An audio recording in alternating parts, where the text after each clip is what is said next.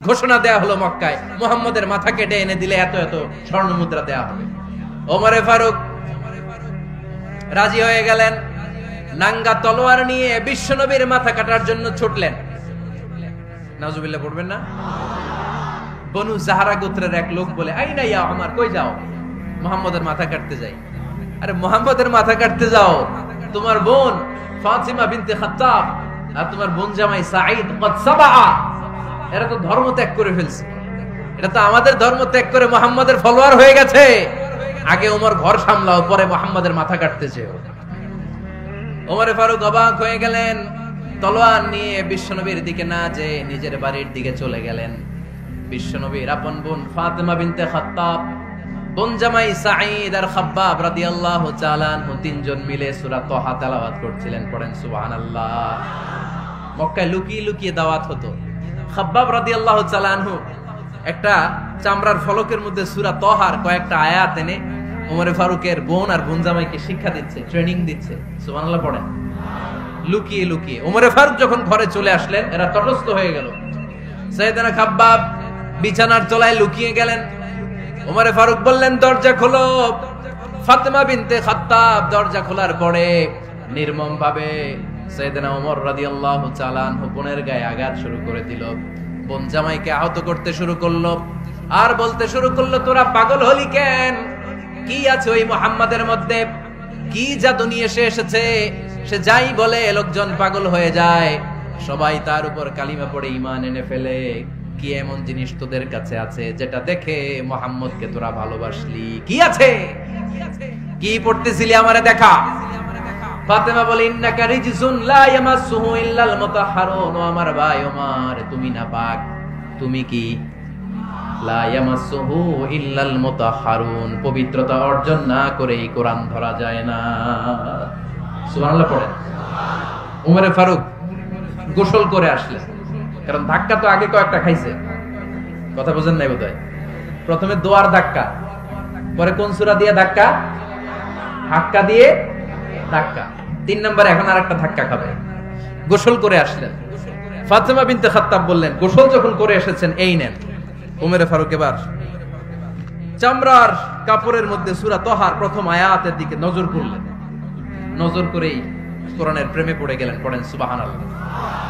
ওমরে ফারুক পড়তে আরম্ভ করলেন, তাহা মা আনজালনা আলাইকাল কুরআনা লিতাশকা ইল্লা তাযকিরাতাল লিমান ইয়াখশা তানজিলাম মিম্মান খালাকাল আরদা ওয়াস সামাওয়াতিল উলা।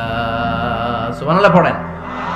উনি পড়তে আরম্ভ করলেন, তাহা মা আনজালনা আলাইকাল কুরআনা লিতাশকা, এই কোরআনকে আমি তোমাদের হতভাগ্য জাতি হিসেবে দুনিয়ায় থাকার জন্য পাঠাই নাই। এটা রব্বুল আলামিনের পক্ষ থেকে এসেছে। যারা রবকে ভয় করে তাদের জন্য আছে উপদেশ। যিনি আকাশ বানিয়েছেন, জমিন বানিয়েছেন, ওই আল্লাহ তাআলা নিজেই এই কোরআন পাঠিয়েছে। আওয়াজ করে পড়তে হবে, আল্লাহু আকবার। উনি খুব ভালো আরবি জানতেন। সূরা তাহা পড়ার পরে আর ধৈর্য ধারণ করতে পারে না। ওমরে ফারুক ছোট্ট বাচ্চার মতো কান্না শুরু করে দিলেন। আল্লাহু আকবার। সূরা তাহাটা হাতে নিয়ে, তলোয়ারটা হাতে নিয়ে বিশ্বনবীর দিকে ছুটতে আরম্ভ করলেন। আইনা মুহাম্মদ, কোথায় মুহাম্মদ? তোমরা আমাকে মুহাম্মাদের কাছে নিয়ে চলো। বিশ্বনবী তখন সাফা পাহাড়ের পাদদেশে দারুল আরকাম ইবনে আলকামের ঘরে লুকিয়ে লুকিয়ে কোরআনের দাওয়াত দিতেন। ওমরে ফারুককে পাগলের মতো ছুটে আসতে দেখে বিশ্বনবীর চাচা হামজা ইবনে আব্দুল মুত্তালিব বলল, নবী আপনি পালান।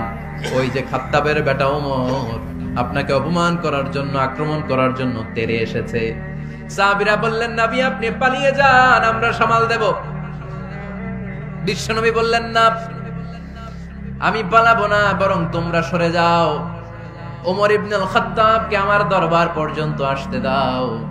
আমার তো মনে হচ্ছে ওই যে তাহাজ্জুদের নামাজ শেষে চোখের পানি ছেড়ে যে আমি আল্লাহর কাছে দোয়া করেছি, আজকে আমার ওই দোয়াটা কবুল হতে শুরু করেছে। আমার তো মনে হচ্ছে আমার দোয়া কবুল হবে, আসতে দাও। ওমরে ফারুক এসে বললেন, আশহাদু আল্লা ইলাহা ইল্লাল্লাহ ওয়া আশহাদু আন্না মুহাম্মাদান আবদুহু ওয়া রাসূলুহু। আমি সাক্ষ্য দিলাম আল্লাহ ছাড়া কোনো ইলাহ নাই, নিশ্চয়ই আপনি আল্লাহর প্রেরিত বান্দা এবং রাসূল। পড়েন সুবহানাল্লাহ। ওমরে ফারুক যখন কালিমা শাহাদা পড়ে মুসলমান হয়ে বিশ্বনবীর হাতে হাত রাখলেন, মুসলিম সাহাবীদের মধ্যে খুশি আর আনন্দের বন্যা বয়ে গেল। মুসলিম হাতে গোনা সাহাবারা আল্লাহর প্রশংসা করলেন। বিশ্বনবী সাইয়েদনা ওমরে ফারুককে জড়িয়ে ধরলেন। ওমরে ফারুক আবার বিশ্বনবীরে বললেন, নবী গো, আলাসনা আলাল হক, আমরা কি সত্যের উপরে আছি নাকি আমরা ভুলের উপরে আছি? বিশ্বনবী বললেন, বালা নাহনু আলাল হক, আমরাই সত্যের উপরে আছি। সুবহানাল্লাহ পড়ে। আলাসনা আলাল হক, নবী আমরা কি সত্যের উপরে নাই? হ্যাঁ অবশ্যই ওমর, তুমি সত্যের উপরে আছো। ওমরে ফারুক বললেন, তাহলে ফাফিমাল ইখতিফা, তাহলে লুকায় লুকায় আর দাওয়াত দেব কেন? আমি তো কালিমা পড়ে ফেলছি, আসেন আমার সাথে বের হই। ফাফিমাল ইখতিফা, আর লুকায় লুকায় কেন? আসেন আমরা বাইরে বের হই।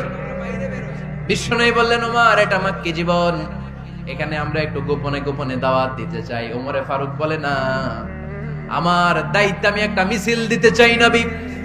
আল্লাহর নামের তাকবীর দিতে দিতে দারুল আরকাম থেকে শুরু করে মসজিদুল হারাম পর্যন্ত একটা মিছিল দিয়ে আমি মক্কা কাঁপায়া দেব।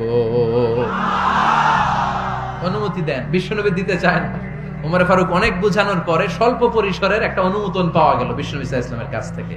কিন্তু মিছিল যে দিবে, মিছিলের জন্য লোকের দরকার আছে না নাই? এখানে লোক নাই, আমি একাই মিছিল দিতেছি। এটা জমবে, মিছিল জমবে। খুঁজে উনি 11 জন মুসলিম সাহাবা পেলেন। কয়জন? ওমরে ফারুক বললেন, 11 জনই সই। এই 11 জন নিয়ে আমি আল্লাহর নামের তাকবীর দেব। 2 লাইন করলেন। কয় লাইন? 2 লাইন। পেছনে 6 জন, আর এই লাইনের নেতা বানালেন বিশ্বনবীর চাচা হামজাকে রাদিয়াল্লাহু তাআলা আনহু।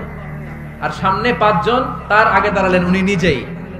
তাহলে 6 6 12।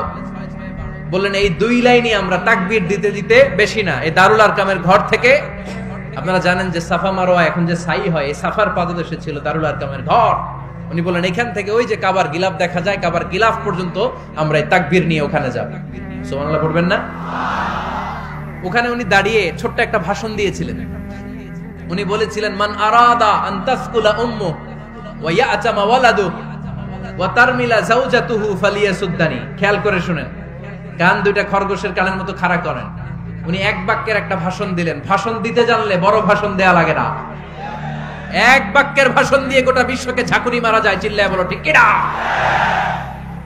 ওমরে ফারুক এক বাক্যের একটা ছোট্ট ভাষণ দিলেন। মান আরাদা আন তাসকুলা উম্মু, মায়ের এই মক্কায় কে আছো মায়ের বুক খালি করতে চাও? ইয়া আচামা ওয়ালাদু, কে আছো বাচ্চাগুলারে, নিজের সন্তানগুলোরে ইয়াতিম বানাতে চাও? কে আছো তারমিলা যাওজাতুহু, নিজের স্ত্রীকে বিধবা বানাতে চাও? ফালিয়া সুদ্দানি, বুকের পাটা থাকলে আমি ওমর রে থামাও। ফালিয়া সুদ্দানি, দেখি মক্কায় কার এত বড় বুকের পাটা। কে আছো মায়ের বুক খালি করতে চাও, সন্তান রে ইয়াতিম বানাতে চাও, স্ত্রীকে বিধবা বানাতে চাও? ফালিয়া সুদ্দানি, পারলে আমারে ঠেকাও। এই বলে উনি আল্লাহু আকবার, আল্লাহু আকবার, আল্লাহু আকবার বলে স্লোগান শুরু করে দিলেন। এক এক স্লোগানে মক্কার মরুজমিন থারথার করে কাঁপতে আরম্ভ করলো। মিছিলের আওয়াজ শুনে আবু জাহেল বাইরিস, উতবা বাইরিস, শাইবা, ওয়ালিদ ইবনে মুগিরা সব বের হইছে। কি রে, আমার এলাকায় এত বড় স্লোগান, কার এত সাহস? বের হয়ে দেখে মিছিলের সামনে ওমর। ওমর রে দেখে দিছে এক দৌড়। কারণ ওমরে ফারুককে থামানোর মতো বাপের বেটা মক্কায় দ্বিতীয়টা কেউ ছিল না। আওয়াজ করে বলেন ঠিক কিনা? ওমরে ফারুক আল্লাহু আকবার, আল্লাহু আকবার বলে স্লোগান দিতে দিতে মসজিদুল হারামের ভেতরে ঢুকে গেল। কাবার গিলাফ ধরার পরে সেদিন মিছিল থেমেছে। ওই আল্লাহর নামের স্লোগান সেদিন কেউ থামাতে পারে নাই, কিয়ামত পর্যন্ত কেউ থামাতে পারবে না। চিল্লায় বলো ঠিক কিনা?